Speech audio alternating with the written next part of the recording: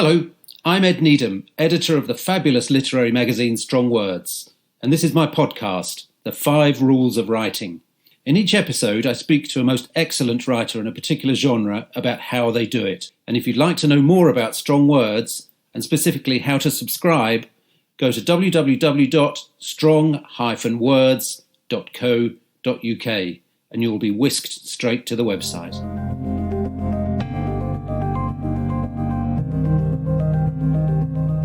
Hello and welcome to the 5 Rules of Writing, brought to you by Strong Words magazine. This is a podcast where I talk to writers about the 5 things they know to be true in writing, whatever it is that they write for a living. So whether they spend their days writing cosy crime or tabloid features about Prince Harry, there are some aspects of their work that are absolutely non-negotiable. Now, today's guest is the person behind the exquisitely cultured Londoner website, but she has also recently written a magnificent history of one of the most curious and daunting institutions in publishing, Vogue magazine. As a brand, Vogue holds an imperious position in fashion and certain exclusive sectors of society, yet it rarely permits light to penetrate to reveal whatever magic or chaos lies at its heart. So it's very much to my guest's credit that she's assembled such an illuminating history of this most unique and bizarre institution. Her book is called Glossy, and here to share her 5 rules of writing about Vogue is my guest, Nina-Sophia Miralles. Nina, welcome to the 5 rules of writing. Hi, thank you, Ed. That was a really fab introduction. Now, what made you... But it's a fantastic book, and I absolutely adored it, and encourage anybody who has the faintest, for whom Vogue holds the faintest appeal to get hold of it, because it's a really deep and historical and gossipy story of this magazine. But what made you decide that you were the person to do the unauthorized Vogue bio? Well, this was something that I had to do a lot of convincing in all sorts of departments, my agent, my publisher, because I have sort of come out of nowhere. And I think even promoting the book, a lot of people's question is, who are you? And, kind of why you, have you worked with so-and-so? Did you ever intern there? I think they really want me to be someone on the inside who had enough and has come out with a big tell-all. That's very popular, isn't it? But I never wanted to be that kind of writer. And I think because Vogue still exists today and it has such a presence, you kind of expect the person writing about it to have to be part of it. But, if you write about history, you're not there, are you? If you write about ancient Rome, you don't come from there. We don't necessarily write about our culture, or, if we're men, we don't write about men. So Vogue is very much like that. The book is a huge history spanning, a couple of centuries. And I don't think... you had to be there to write about it. You just have to be willing to do the research, and I was.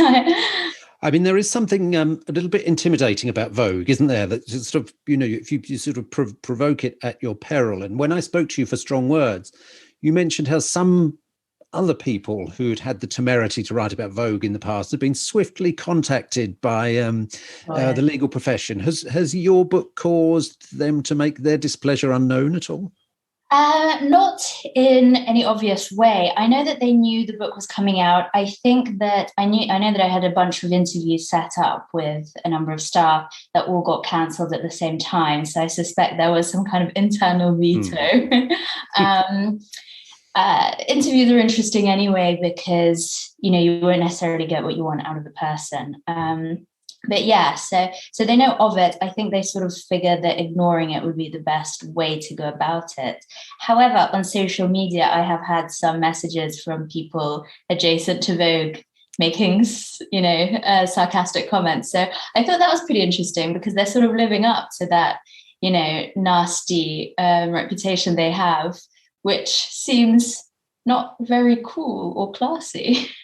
Well, no, for anybody to be so sort of protective of themselves makes one, suspect, well, what is it that they're afraid of? Exactly. Big deal. It's, I understand for the people involved, it's a huge $1 billion business, blah, blah, blah. But if you can't have a laugh at yourself when you're just an employee, after all, these aren't the people who own the magazine making, comments, then well, it's kind of sad that your identity is just your job. From Strong Words magazine, These are the 5 rules of writing.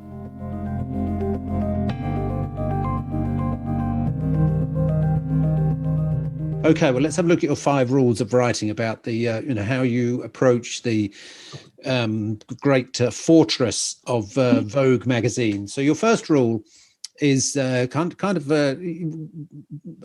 sort of self-explanatory, really. You say, don't expect Vogue to help. Get your detective hat on. Now, I suppose I should ask you really, who your detective hat was made by and what fabrics they used. But what sort of detective work paid dividends on this project?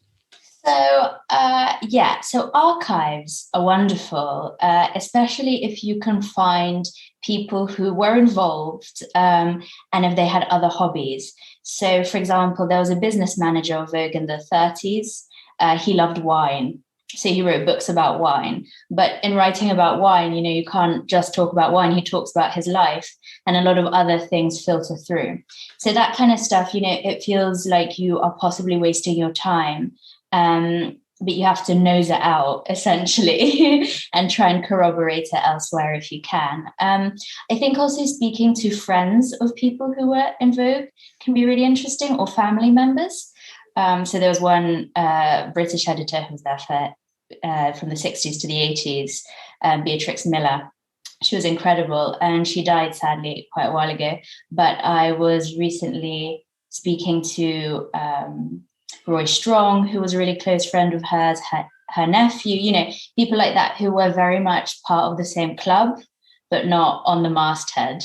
Mm-hmm. So that's pretty valuable. And then you do have to kind of deep dive on the internet. You follow every hyperlink, every blog, every kind of expired entry on Tumblr, and things do. I mean, it is really interesting. It is like police work. Things kind of fall together and you get a story out of it, and it's very satisfying. So it is worth doing as well. And what were some of the most satisfying discoveries that lay at the end of these long investigative roads? Let's see. How would I? I think some of the ones that I really enjoyed in a sort of angry way were ones of nepotism. So people are connected to other people, and on the face of it, you don't know how, and you don't think they are. And then you dig and you dig and you dig and you dig, and you realize that they're actually related in some really complicated way and have never spoken about it publicly, which is suspicious. Because if you work with someone you're related to, you'd be bound to say. And the fact that they don't makes it weird. Mm-hmm. So stuff like that is quite interesting. And, get your blood up. I mean, it does have this reputation of being phenomenally insiderish, doesn't it? And I know, obviously, they've in Britain, certainly, they've made these changes over the last couple of years, which have tried to be more inclusive and more diverse, but it still has this reputation of being a tremendously sort of insiderish operation, doesn't it? Quite cliquey and exclusive. How do you sort of penetrate those walls?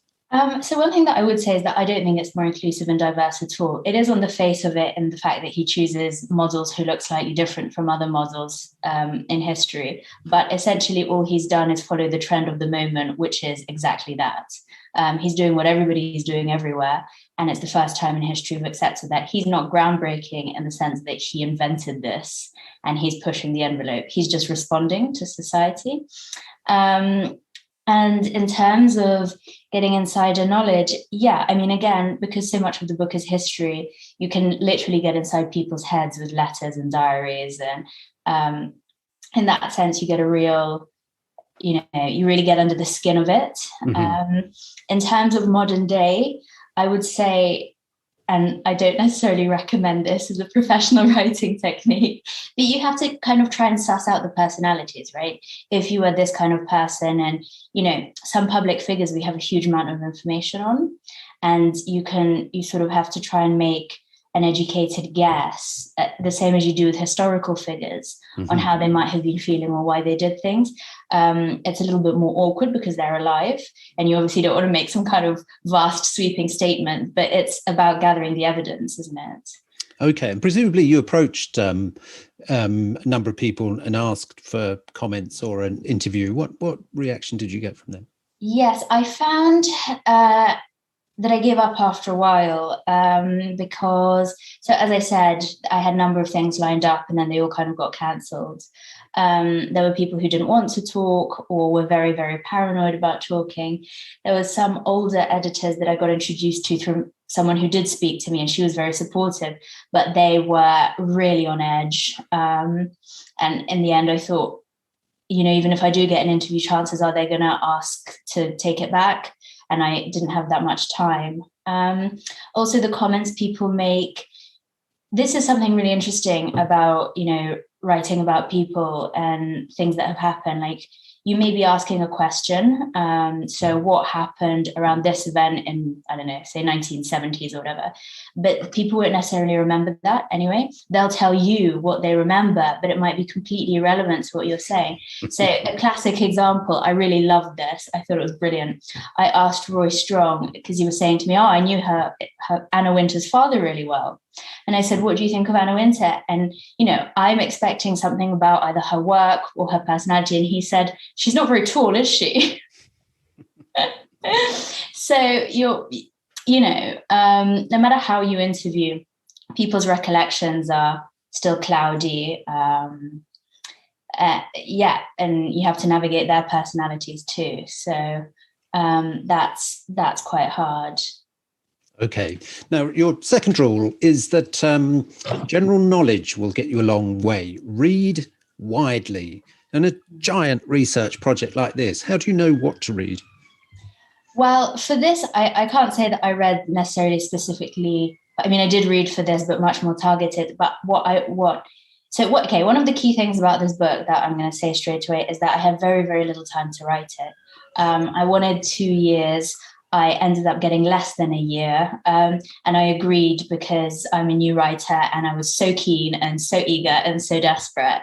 And of course, now I realize that a project that was so big, and maybe I didn't even understand how big it was, I should have definitely, given myself more time. So one of the things that saved me in doing something under that kind of pressure was the fact that I did have a really good general knowledge about history in general, but also fashion. So because you kind of have to relate a lot of the things that happen in Vogue to their time periods and the place it has in society of that moment. And if I hadn't known, for example, about gender roles, about wars, about women's rights, about,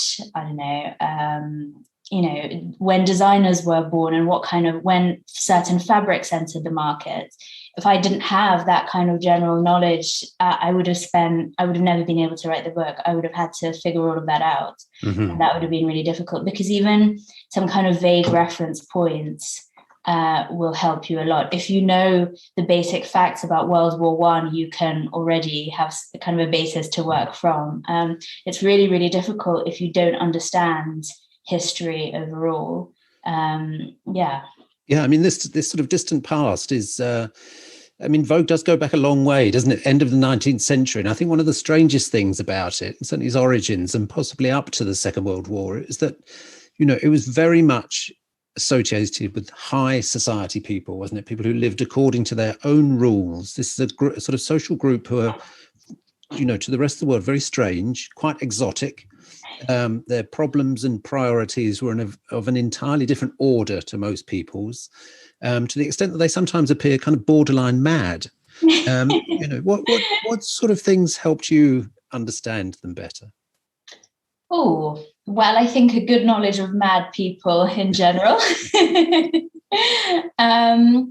Definitely, again, as I say, reading their diaries and so on, you do get a sense of the madness. I think definitely the number one maddest thing that's really accessible is Diana Vreeland's book, DV. I mean, it is just one long, endless, punctuationless ramble of, it's like playing a word association game. It's just nuts. And you get a sense of like what kind of cacophony was going on in her mind.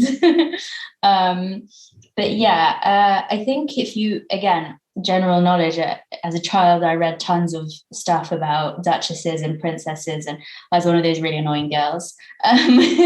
So kind of a general knowledge of etiquette and rules and manners was actually really helpful, especially for early Vogue in America, because the Americans were really snobby and they had really set rules for their social class. Mm-hmm. And actually, a lot of it is stuff that, if you read any of that stuff as a kid, you'll remember it. Yes, I mean, we presumably bring so many assumptions of today to looking at, magazines or things from the past. I don't know if you sat down and read 100 years of US Vogue or British Vogue or Paris Vogue. A lot. Yeah. But even things like, women wearing lipstick or women smoking, these are things that, people could get quite indignant about, say in the 20s. It was quite outrageous. Much more simple things. Women riding a bicycle was beyond. I mean, people campaigned in London to stop women on bicycles and made fun of them absolutely everywhere they could. I mean, that's women who were teachers, that got a big laugh for a while. So there was all sorts. So if you were a teacher, you were bound to have a moustache. I remember seeing that cartoon somewhere. There's I just think the more general knowledge you have, the easier you can navigate, because you can write anything by researching it minutely, but it's really whether you have the time. Right. Well, that's interesting, because then your third rule, which is perhaps the sort of a rule of how you wish things had been. You say, don't rush. A long pause allows for inspiration to strike. So what did you, when you did get a long pause, what did you do in your long pause? Anything that wasn't Vogue related. But this, Ed, is the beauty of hindsight, this rule. Because you know what, I was listening to some of your other podcasts, and one of them I think was one of the first ones with Jean-Baptiste Andrea, and he says, and you discuss how many words to write, 500 words a day. I was thinking, God, what a luxury, because at some point I was drafting between 2,000 and 4,000 words a day for this book.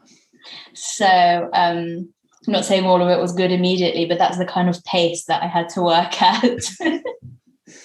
And I think actually in writing it really serves you to kind of take a break, because you get stuck in either plot or wondering how to structure something, especially something as big and unwieldy as history, because you have to keep focus in the story. So definitely, anything from going and doing something completely different like DIY or going out to a restaurant, I think that ideas come better when you let them breathe. Right. I mean, one of the things I think I'd have needed to meditate quite hard about is how there's something quite mysterious about Vogue, isn't there? And how it pulls off this trick of great loftiness and authority. It feels so important that it should almost have a seat at the United Nations, but when you look through it, you can sometimes wonder, well, where's the substance? How do they pull this fantastic trick off, do you think? It's called the tyranny of the status quo.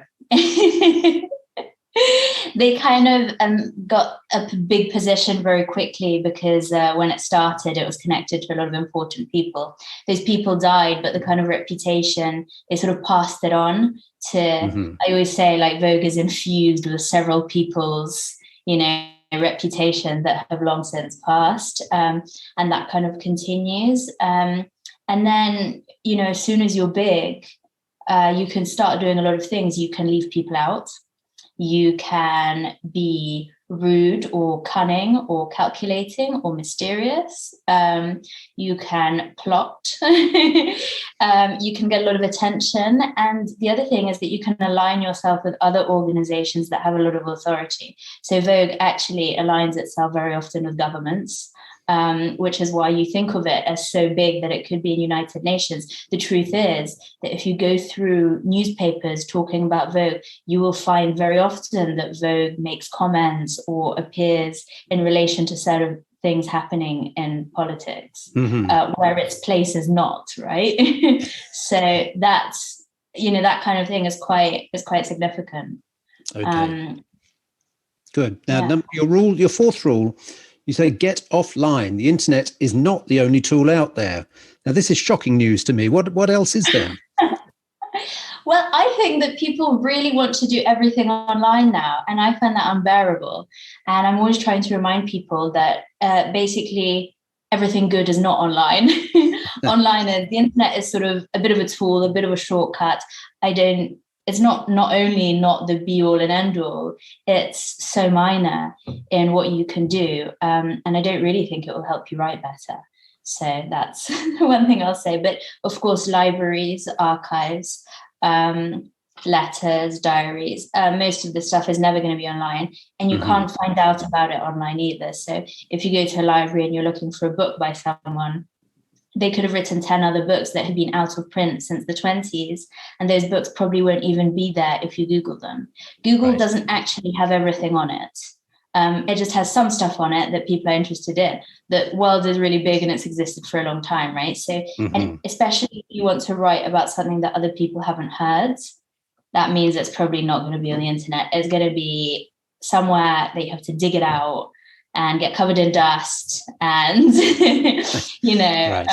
journey for ages to get to some of these research centers. I actually didn't get to half as many as I wanted to, because a lot of the stuff I had lined up around the time coronavirus first started surfacing. So things were sort of closing early 2020, just as I was trying to get to them. So that was a real shame. But the other thing, of course, is talking to people, and people are not necessarily online either. So a lot of the people that I wanted to speak to were really old or really cool or really rich or really important. And that's kind of a subsect of people who are also not online. You have to ask them to pass on each other's numbers, and they sort of do well, let's see. I've got an address book somewhere. Very old school. That, yes, yeah. And some things are just completely unexpected. Like one of the biggest interviews that I do actually feature in the book was with a French editor. And I'm really grateful to her because she was very supportive. And, she lives in rural Portugal on a huge, beautiful estate. And even though she was like a really well-known journalist in France, she's now old. And, you wouldn't be able to find her. I thought I was just going to call up the newspaper she used to work at, or the TV channel, and be like, hey, what's she doing now? But nobody's heard of her, Right, she vanished into the countryside. Exactly. How do you dig up these people? And one of the aspects of Vogue that people are most eager to know about, I'm sure, is Anna Wintour. There are a few more mythical individuals in Western society today, I feel. And even though she's photographed a lot, she gives no glimpses of her private life. She never shares her thoughts. She is as much a cipher as the Queen. She's like a recluse in plain sight, isn't she? We can see her, but we know nothing about her. How did you approach this problem? Yeah, it was a really big problem, to be honest. And then also a lot of the things that people do tell you, you can't use, right? So bits of gossipy information that people are like, oh, we were neighbors in New York and this happens and this happened. You can't necessarily include that because of libel and, so that made it really tricky. I did play it a little bit safe with Anna Wintour. I mostly wrote about things that had been written about before, but were not very well known. So that was just sort of digging through other things that people have said about her, because the risk is quite high when you're dealing with Anna Wintour. So yeah, I guess that's another interesting thing, right? Because that you approach every editor in a kind of different way depending on the situation. And probably the way I wrote about Anna Wintour is not the way I wrote about other editors. And so, like everything in history, it's kind of an account on my judgment, isn't it?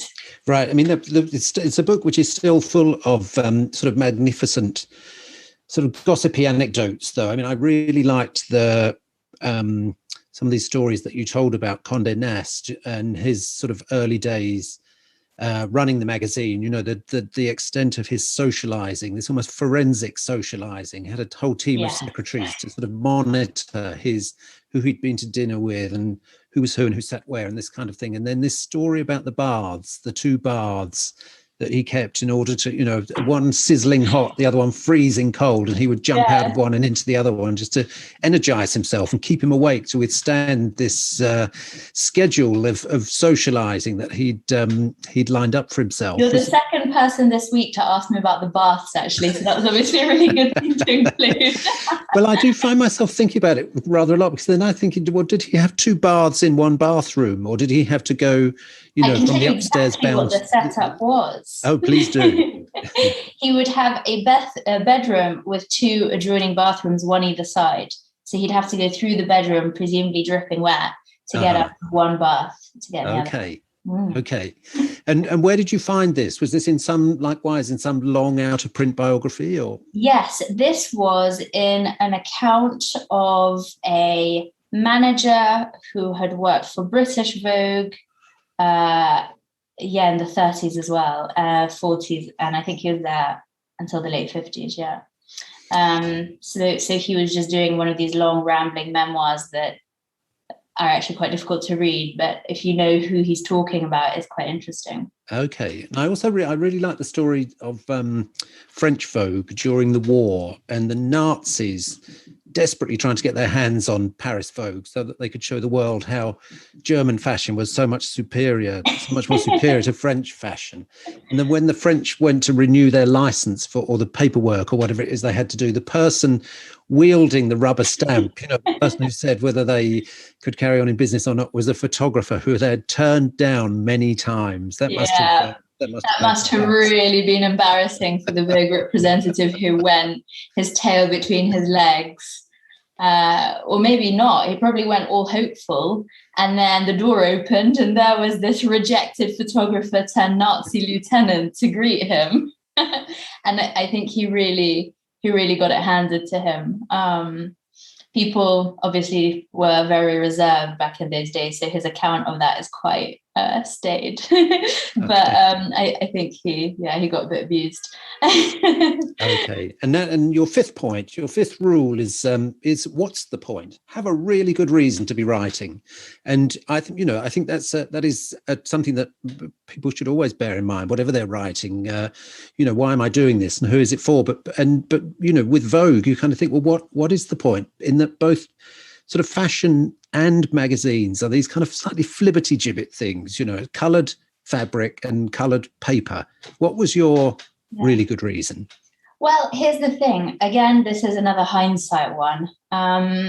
I wanted to write about Vogue because I was obsessed with the stories of the editors. I thought it was so unusual. I thought it was so funny. And, because they're such wacky characters, they do, ridiculous things like, the thing with the bath, but all of them are like that. They've all got really distinct traits. And I was so in love with this kind of cast, this colourful cast. And I really wanted, and nobody had ever heard of them. And I really wanted to do them some kind of justice. So I wanted to write this story kind of out of, as a homage to them. And then out of pure curiosity, like you say, Vogue is so forbidding. And I was like, why? And as a journalist and so on, I'm nosy to the point of getting myself into trouble, and I kind of wanted to unpick that as well. And I also I knew kind of my whole life I wanted to write books. This is just the project that came up. It's not the first book I've tried to write, it's the first one that got picked up. So here I was, and then I realized as I was doing it, especially towards the end, and now kind of taking a step back, I realized it has to be so clear why you're writing. Very few writers or books become bestsellers. We all know, and I don't think I'm revealing any secrets here, that writing doesn't pay. It's not a job in the sense of you'll actually be able to buy food. So you can't do it for the obvious reasons. You also need so much time to do it. So I guess something like this book would make a lot of sense if I was a research lecturer in a really important fashion course, or I was a curator at the V&A's costume department, that sort of thing. It would be kind of a feather to my cap. But as who I am, I think I will need to really think carefully about how to position myself to continue doing the things I want to do and whether or not they fit together, because it's really important. I kind of want a career out of writing, and you need to be a bit organized about things like that. Yes. Well, as you say, food does become a luxury, and that's the fact of life. But having lived with this cast of characters that you mentioned, who really stands out for you as particularly admirable? I absolutely love Dorothy Todd, who was the editor in the 1920s in Britain. She was short-lived, but I think she was fabulous. She was kind of a really promiscuous lesbian who seduced her own secretary, made her leave her husband, and they lived together in kind of flagrant sin, as it was then termed. So I think she was really bold just for doing that alone. I think she was also so intellectual, so scholarly, funny. Those are all qualities I admire. And she took a real risk with Vogue. I think it takes such guts to be put in charge of something big and important. She also really needed that job, She wasn't just doing it for fun. So to take that and still turn it into something for the benefit of women, which is what she did. She could have just published what the Americans were giving her to publish. Instead, she decided to open Vogue up and make it, she called it, she wanted to expose women to fashion and thinking as well as fashion and clothes. And women didn't have anything to educate them at the time. So this was really, really important. So I kind of admire her for her brave effort, even though it crashed and burned. And I think she was dealt a really raw hand because she was betrayed by a lot of people like Virginia Woolf, who she paid a lot of money to and promoted a lot. So kind of a sad story. And what form did that betrayal take? Well, Virginia Woolf says some really disgusting things about it. So Virginia Woolf famously wanted always to earn money for her writing. Fair enough. I know the feeling. And Dorothy Todd was really the only person paying her any kind of good money. And she would suck up to Dorothy Todd terribly. And then when Dorothy Todd got in trouble and was about to leave Vogue and then kicked out of Vogue, Virginia Woolf started saying horrible things about her, some of which I remember. She said she's like an extinct monster pushing through the mud. She said she's like a slug with a gash of lipstick. Steady on, Virginia. And she just kept going and going and going. She's a badger, she's a beaver. I mean, there were some really nasty, and she was putting this in letters to everyone she could get hold of. So I don't respect Virginia Woolf anymore. No, quite. That's the kind of thing that people can, expect to find in this fabulous book. It's called Glossy, The Inside Story of Vogue by Nina-Sophia Miralles. It's published by Quercus. And if you do one thing today, it should be to buy this book. Nina-Sophia, thank you so much for talking to me. Thanks so much, Ed. From Strong Words magazine, these are the 5 rules of writing.